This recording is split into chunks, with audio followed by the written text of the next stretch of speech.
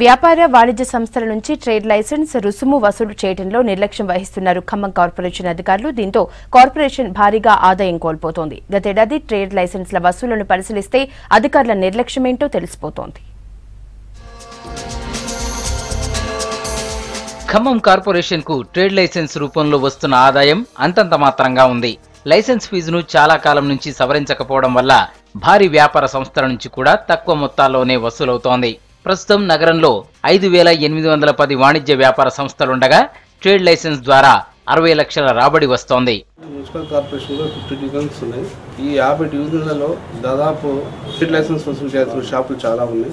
2015లో 60 లక్షల బడ్జెట్ వసూలు చేయాల్సింది 10 లక్షలు వసూలు చేయడం జరిగింది. అలాగే 2016లో 93 లక్షలు వసూలు చేయాల్సింది 23 లక్షలు చేయడం జరిగింది. ఇంకా 70 లక్షల బకాయి 2016 అలాగే మిగిలి ఉంది.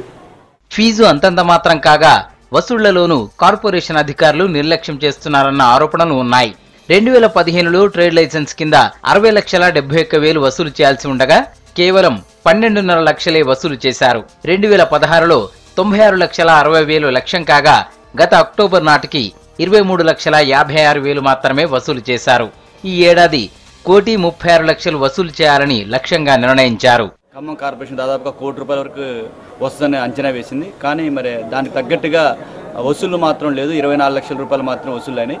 మరి దీని మీద ప్రత్యేకంగా కమిషనర్ గారు కానీ మేయర్ గారు కానీ ప్రజాప్రతినిధులు అందరూ కూడా దృష్టి పెడుతున్నారు.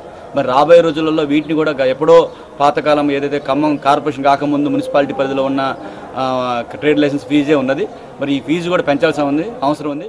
ఖమ్మం మున్సిపాలిటీగా ఉన్నప్పుడు 1993లో ట్రేడ్ లైసెన్స్ రుసుం ఖరారు చేసిన అధికారులు 2011లో సవరించారు.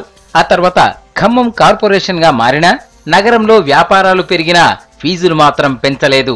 37.17 lakhs కి ట్రేడ్ లైసెన్స్ ఫీ కలెక్షన్ పెరగటం జరిగింది. ఆ తర్వాత సంవత్సరం 2016 నుంచి ఇప్పుడు 39.58 lakhs కలెక్ట్ చేయడం జరిగింది.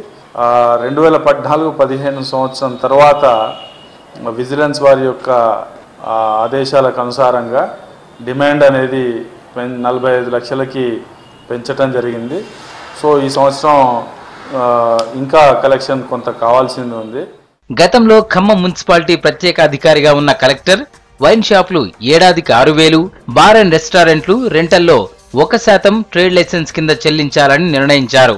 1%కి బదులు ఏడాదికి 10,000 కడతామన్న బార్ యజమానుల అభ్యర్థనను అప్పట్లో అంగీకరించారు కలెక్టర్.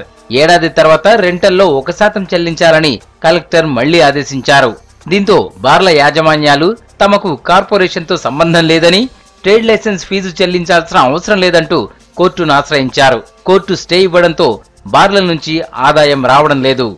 పోయిన సంవత్సరం 2016-17 బడ్జెట్లో కూడాను 70 లక్షల ఆదాయాన్ని కావాల్సిన ఆదాయం వస్తుందని అంచనా వేసినటువంటి ఖమ్మం కార్పొరేషన్ అది కూడాను చాలా తక్కువగా 30 లక్షలకు కూడా, అంటే సగానికి సగం కూడా టార్గెట్ని రీచ్ కాకపోవటం అన్నది మనకి కనిపిస్తుంది.